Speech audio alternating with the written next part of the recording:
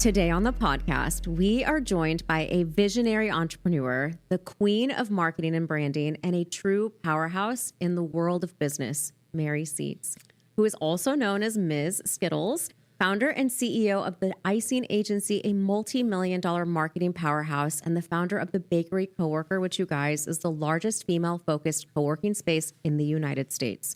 Mary's story is one of the most powerful resilience stories that I have ever come across. She has built a multi-million-dollar brand, lost it, was dismissed from the very company she created, and then came back and bought her company back. Today, she's not just rebuilding her own empire, she's building an entire community for women to do the same. I cannot wait for you to hear from her. Mary, welcome to the Blow Your Mind podcast. Oh my goodness, that introduction. I'm going to just put you in my pocket and carry you around to all my events.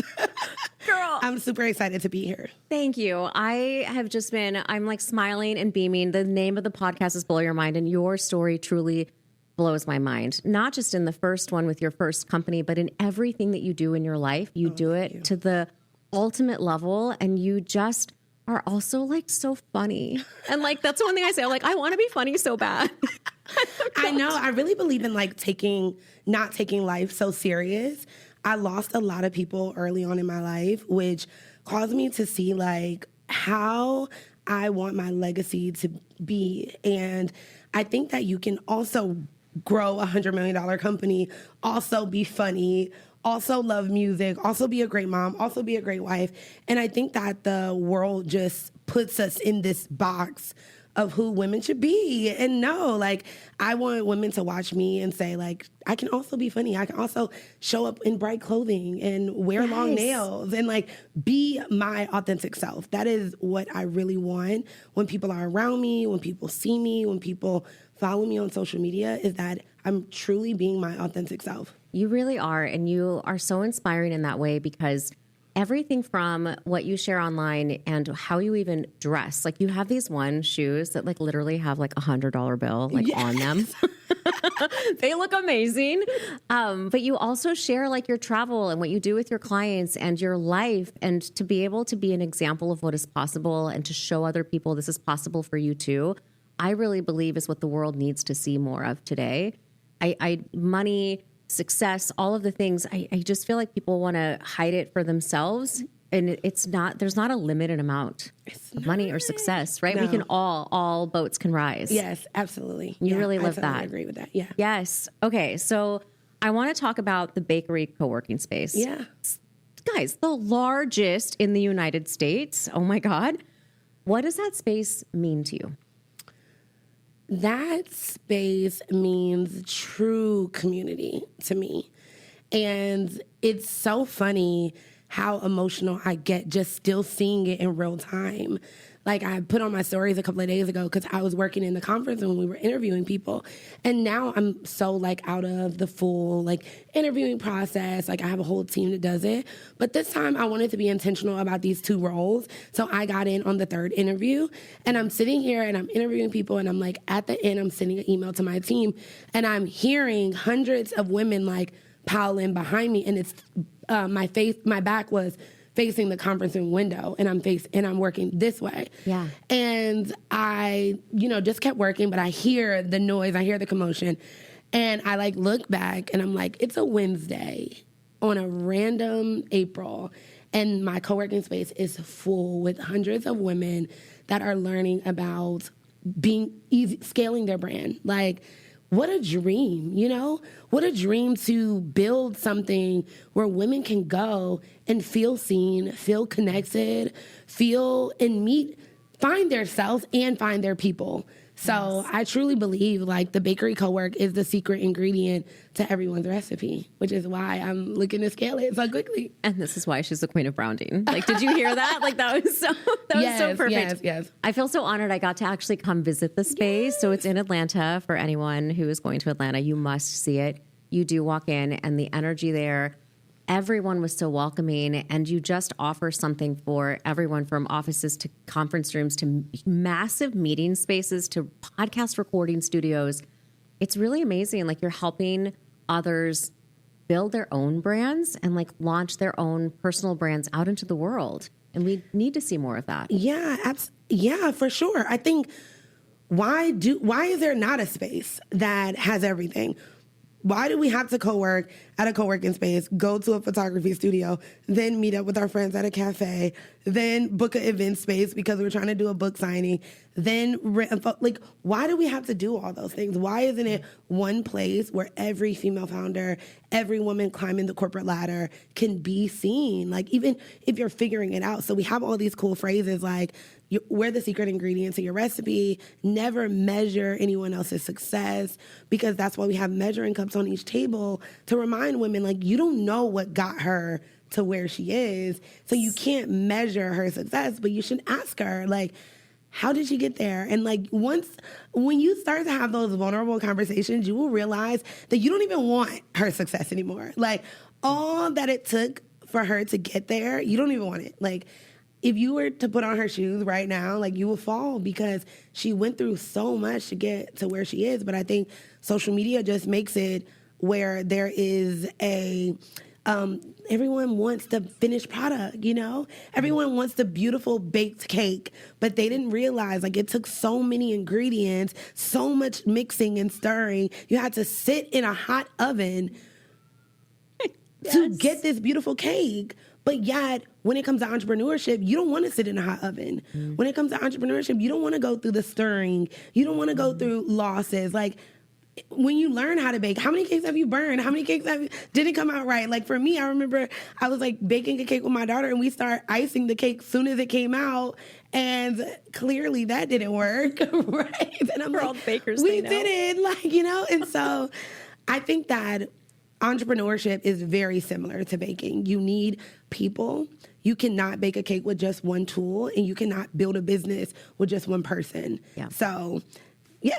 I love that answer so much, because it gives just an insight into what it took for you to be where you are. I mean, you are a Inc. 5000 honoree too. Yes. Also, I'm so honored to be on this list with you. Yes. Inc. Female 500 this year. Oh my gosh. It's so impressive, but it also has taken grit and resilience and all of the things that you have been through and that you've learned through. I truly feel like entrepreneurship will challenge you to face every insecurity you've ever had in your life. Yes. It's going to highlight that and make that visible for you. And I think for those who say, you know, well, I'm not an entrepreneur, I'm an executive in a business, I think life can be hard, and those same skills will apply, where you do have to be resilient. You have to be able to keep getting up and know that you've survived your worst days. 100%. But as I'm hearing you talk about icing this cake, it's such a perfect segue to, on top of the co-working bakery space, like, you do have the Icing Agency. Mm-hmm. Tell me about it and like who you serve. Yeah. So we are a full service creative and marketing agency. I have been around 10 years. Wow. In this space. The brand is 10 years old. And last year, at 10 years, we crossed the $100 million mark in business. Oh my God. And it sounds so cool to say that, but what just it took. looking, yes. Literally the journey of the empty bank accounts and the sleepless nights. But we serve from the largest clients, like Procter & Gamble are some of our clients. And then we have incredible founders that have startup brands that are also our clients. And we do everything from brand activation, email marketing, photography, videography, social media management. We do it all. And the reason why we do it all, and I know for some listening, they'll be like, oh, she needs to niche down. Niching down did not give me a $100 million business, right?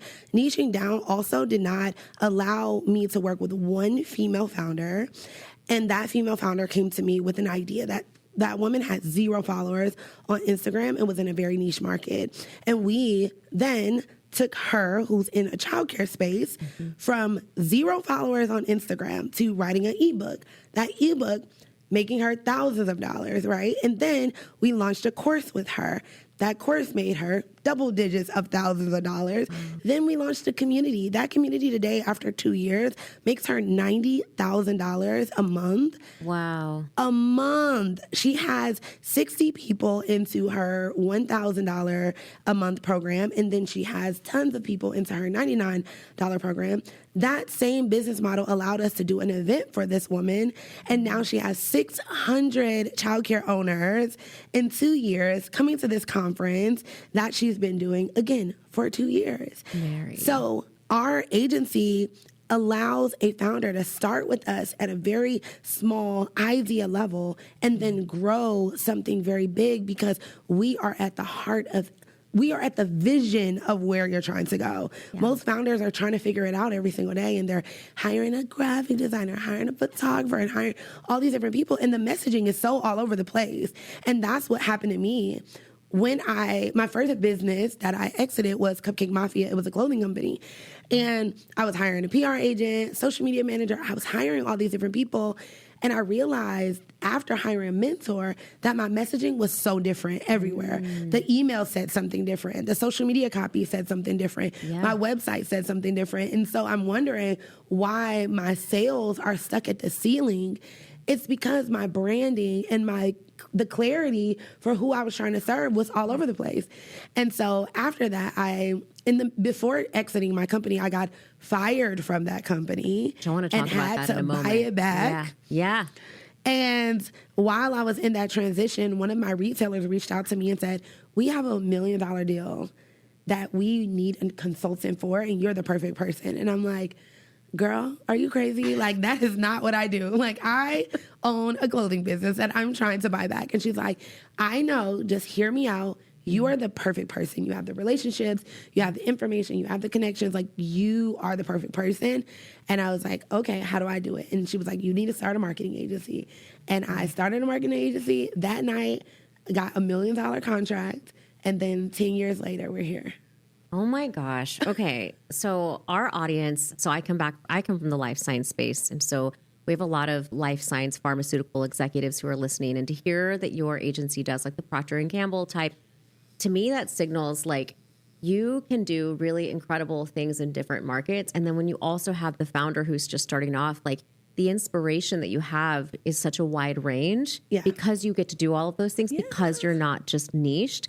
Yes. And so we also have university students who are listening. I speak now at universities, and they join the podcast, but they're also in fraternities, sororities. And so even just as they're planning events, think about what Mary just said in terms of the communications that you're using on social media, in your emails, on your, like everywhere. Is it saying what you wanted to say? Because when you talked about that female founder, conversion is what matters. Like, how much are you actually making in versus just being out there? Yeah. So just such an important, this applies what Mary is talking about to every single one of you listening. But I also think if you're not looking for inspiration from a business standpoint, you mentioned the Cupcake Mafia. And so the Blow Your Mind podcast, we really talk about the hard things too. We have real conversations, and it's not just the highlight reels. It's what did it take to get here, and how did you get here? Mm-hmm. And so I want to talk about that. I want to talk about the story of how did that experience happen? Mm-hmm.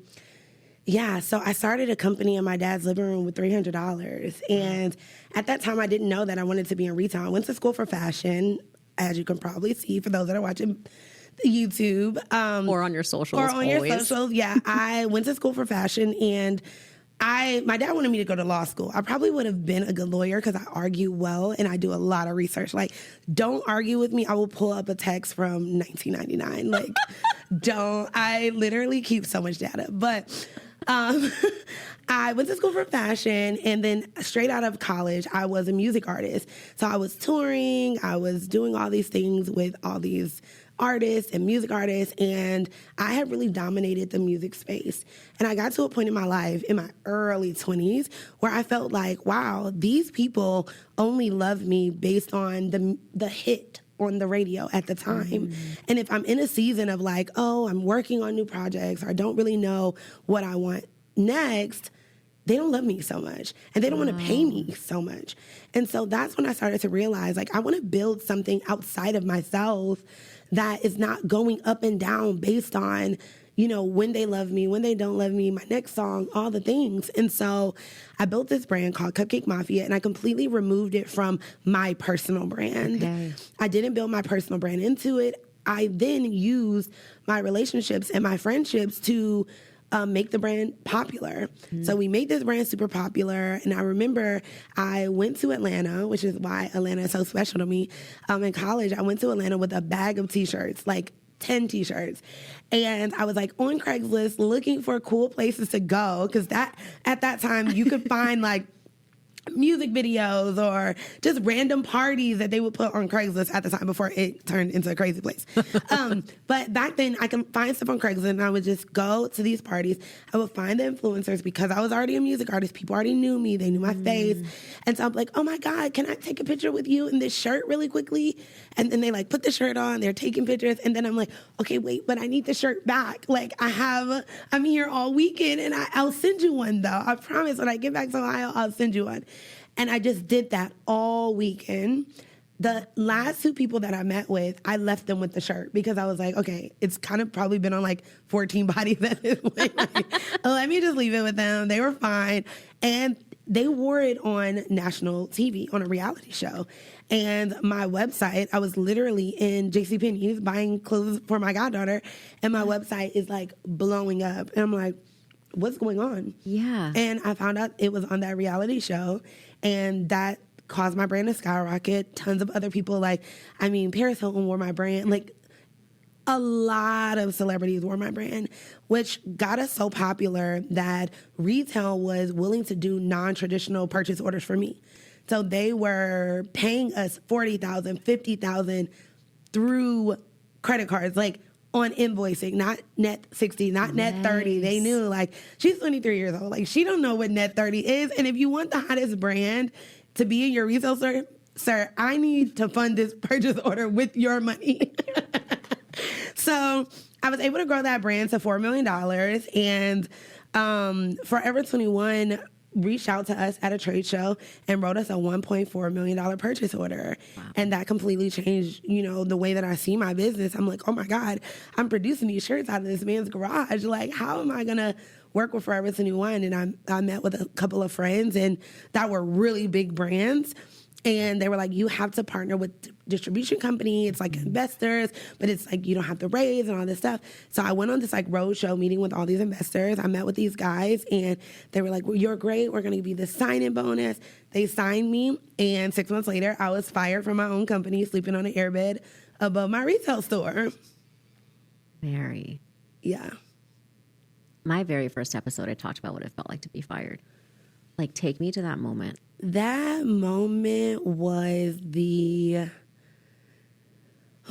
I can talk about so many different feelings in that moment. So I'll walk you through that moment because I literally still embody that moment every day and how I show up now. So they were telling me for weeks that they were going to fly me to a trade show in Atlanta. And I have a little dog at the time. So I have like this little dog who my team used to watch when I traveled. So I bring my dog and they're like, oh, something's going on with the flights. Come to the office, bring your suitcase. Yeah, bring your suitcase. Something's going on with the flights. So I'm like traveling with my dog, with my suitcase, and I come to the office. And immediately when I get there, my fingerprint doesn't work. I'm like, okay, I've seen this before. Because what I haven't really spoke about is leading up to that, they fired all of the founders of other brands that were under their portfolio. And I was the next highest paid founder in their portfolio. On top of that, all of these other brands have been with them longer. Those founders have been with them longer and made them way more money than me. So I kind of already knew, but I just believed that I was like such a unicorn. I'm like, I grew this brand to $4 million on my own with no investors, no debt at all. Not one loan, not one working capital loan, like no debt at all. And you wouldn't do me like that. Like, you just told me that I was this new revolutionary brand that you were going to bring in, blah, blah, blah. Like, we're 6 months in. No, this is not happening. And so I walk in, I'm like, my finger's not working, so the receptionist has to let me in. I try to go in my showroom. My code doesn't work. I'm sitting on my computer. My laptop code doesn't work anymore. And I'm just sitting there. And I text my boyfriend, now husband at the time. I'm like, babe, today's the day. He's like, what do you mean? What do you mean? I'm like, I know it. I can feel it. I know it. And what's funny is my coworker who usually watches my dog, he was like, hey, Mary, do you still need me to take her? But I felt like he already knew. So I was like, no, it's fine. Like, I'll keep her. And so I feel like the whole company already knew, because it had happened so much. And so I walk into their office, they sit me down and they're like, you are no longer the owner of Cupcake Mafia. You are a B member on the board, and A members have voting rights. Here is page 4, turn to page 4, blah, blah, blah, blah. Like, and they just read it to me and they were like, you will still get paid your percentage for any product that's sold. And if we sell the brand, you will get your cut of the exit. And they were like, do you understand everything? And I was like, yeah. And they were like, so we need access to this. We need access to this. We're not, like, we're done. And they said, like, you guys, I will cry. I will cry. Yeah, I'm feeling it. They said, and the suitcase that you brought in, you can use it to pack up your desk. That was their last words. Yep, that was the last words. And I have chills down my body. Yep, that was their last words. And I took the suitcase and I did pack up my desk. And I walked across the street to a soup place in New York called Hale and Hardy. And I just sat in the back and I was bawling my eyes out. I'm like, at this point, when you think that you have done so well for yourself, you know, at that time I was like 27, 26. You literally built this company with 10 shirts on that weekend. If we go back to that moment, I mean, you did this. Yes. And I'm in the back of a soup kitchen crying my eyes out. Like, how am I going to pay? They made me move to New York. They made me give up my condo. They made me do all these things. Not they made me, but like I chose to do that because of the dream that I was sold, right? Yes. And, you know, I called my boyfriend at the time. He's like, I'm just going to get you a flight to Atlanta. Like, I need to hug you. I don't know. I don't even have words for this, but we're going to figure it out. And then that weekend, I was like, I'm going to pack up my apartment. I'm going to move back to Atlanta. I'll sleep on an airbed. I will sleep on the floor. I had the money. Like, I had like $8,000 to $10,000 in my account. And I was like, I could get an apartment, but like, I want to grind so hard and I want to put every single dollar into like the queen that you are, into buying my company back, because I knew that they weren't going to do anything good with it. And so I walked in the time that I came back to New York, which was that Monday. I walked into this huge lawyer who is like really, really known in the retail world. And I was like, listen, Peter, I need you to represent me. And this is like Jay-Z's lawyer. Like, you know, this is like, he repped Rockaware. He repped the biggest brands in the world. And I'm like, I don't have that. But like, trust me that I will pay you whatever it takes for you to fight with me. I'm 27 years old. Like, please. And he's like, I'll take you on. He's like, you have to come up with like $9,000 a month, but I will take it on. And within 6 months, I bought my company back.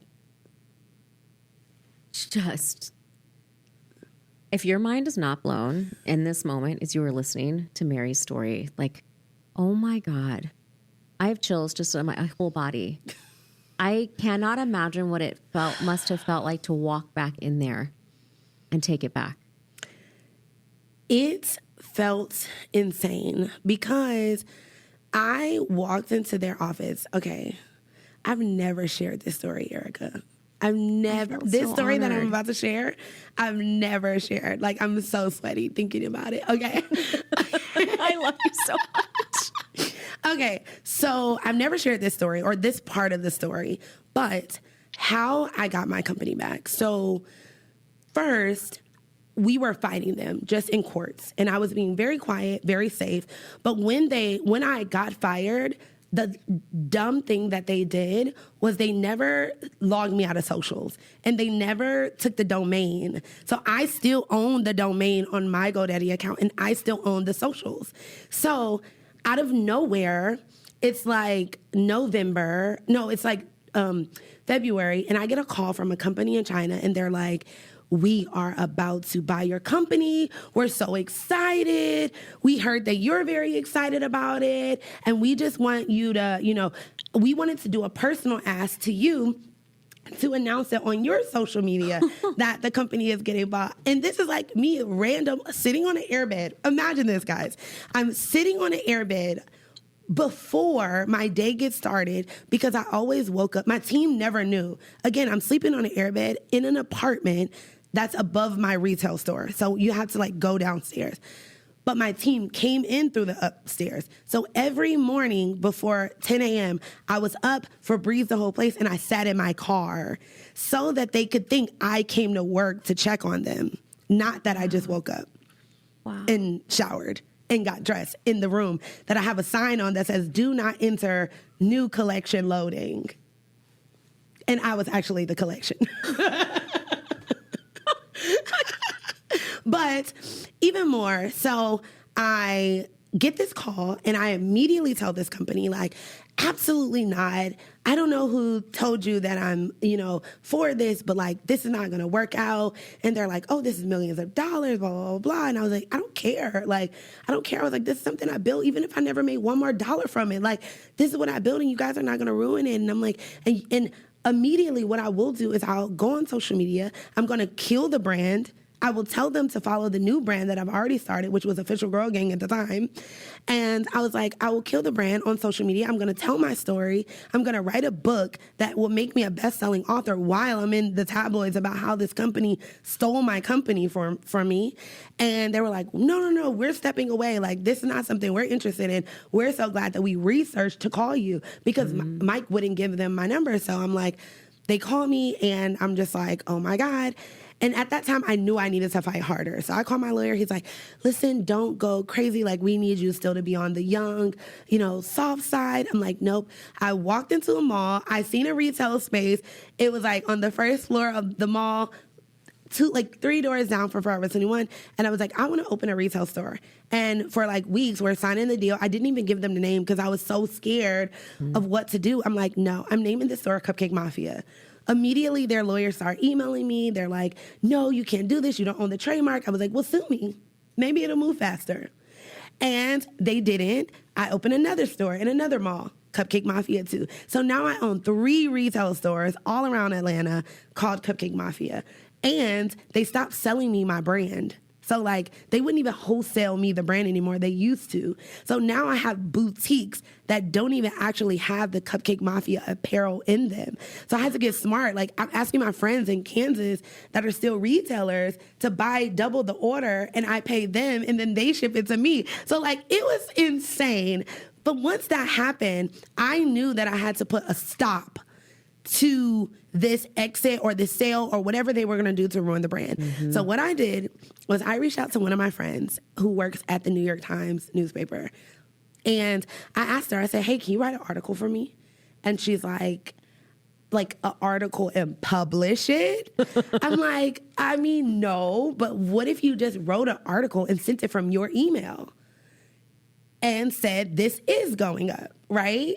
And she wrote the article from her email. I'm so glad that we're like 10 years past this now. So this, like, if you are listening to this company that stole my brand, you deserve it. 100%. She wrote the article and she sent it to my email. I made a book, like just a cover, and I sent them an email and I said, hey, I'll be in New York on this day to move out of my penthouse. And if you do not sell me my brand back or have a conversation with me, I will ruin your company. I will talk about how I introduced you guys to so many of my celebrity friends for you to take on their brands that you're actually representing right now. And I will talk about how you took a Black girl's company and ruined it in 6 months when I was at the height of my clothing career. And immediately I got an email response, we'll see you at 9 a.m. I walked into the office and negotiated my company back for $60,000 by myself. If you are not watching this on YouTube, I'm sitting here just jaw dropped. Mary. Yes. Wow. I cannot imagine the emotional toll that must have taken the entire journey. Mm-hmm, you have given everything to this company, and for that to happen to you and then to come back in that way, the resourcefulness, the grit that you have, and also the I will sleep on an effing air mattress and I'm going to get this back. Yep. Yeah. Wow. And to even add more craziness, more blow your mind to the story, after I bought the company back, now we're getting all these purchase orders and I don't have a manufacturing company. So I'm like, oh my God, now I can't print at the guy's garage because this company showed my retailers what it's like to get good products. So now I can't just go back to what I know. I actually have to also step my game up. So my husband, at that time, boyfriend, asked me, where do you want to go for your birthday? And I tell him, China. Oh my God. Of course you do. And we go to China. Let me tell you the funniest thing. I don't know what it is in me that, like, when I know, when it's like, I feel like God always puts it in me to know and to keep certain things. And we had a big Dubai retail store that wanted to return an order. And they gave me this, my partners and the Dubai company were like arguing back and forth because they wanted them to ship it back to America. And this is very important because if wherever you are in your career, you need to know like how to fight for the things that you want, right? I didn't want to lose this retailer. So I said, hey, listen, they are in Dubai. They're not shipping it back to America. They can ship it back to the factory in China. It's right there. I need the address to send them so that we don't lose this big retailer. Yeah. After weeks of fighting, they gave me the address, like scribbled on a piece of paper, like any kind of way. I literally kept that address pinned in my notebook, like that address. I was like, I don't know why it was such a fight to get this address, but I'm going to keep it. Like this means something. And when my husband said, you want to go to China for your birthday? I'm like, yes. He's like, do you know where? I'm like, yeah, here. Like, and address. I show him the address. He's like, it's in the middle of like a factory town. Like, do you know who we're meeting when we go there? I'm like, babe, just book the flights and we'll figure it out when we get there. We get to China. I go to the address and I meet all of the product developers of the factory that I worked with for the last 6 months. And they're like, Mary, what are you doing here? And they introduced me to my next factory. Wow. And so for 3 years, I was part owner and co-founder of a factory in China. Not only doing my own production, but doing all of my other friends who were having China production issues as well. And I was able to exit that factory in 2021.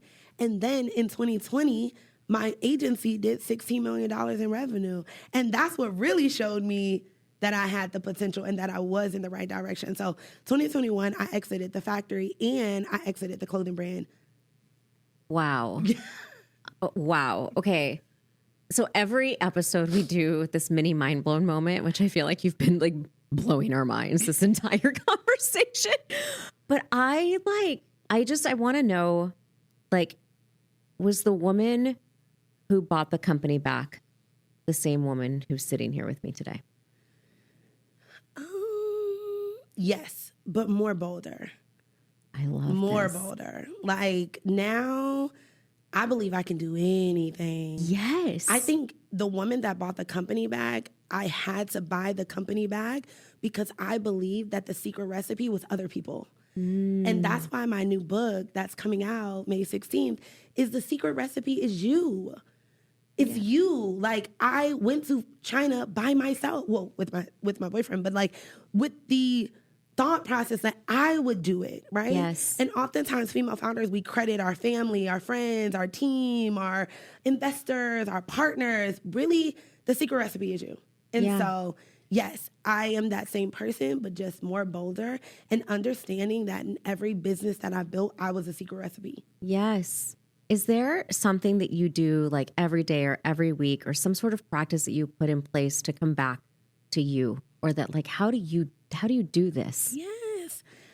I think the first thing is I'm very close with God. Like I always tell myself I'm God's favorite. Like if he could get me out of homelessness, if he can get me out off of an airbed, like he can definitely get me $100 million, right? Like money is just a tool at this point. So I, one, tell myself that I'm God's favorite. And then two, I always think about my homeless days. Yeah. Like I always think about the days when I would see girls with just a book bag and my mom couldn't afford it. Or, I start my book off with the story of me bringing a roach to school and like all the kids laughing at me, and I made it a bigger joke, and that's why they became my friend.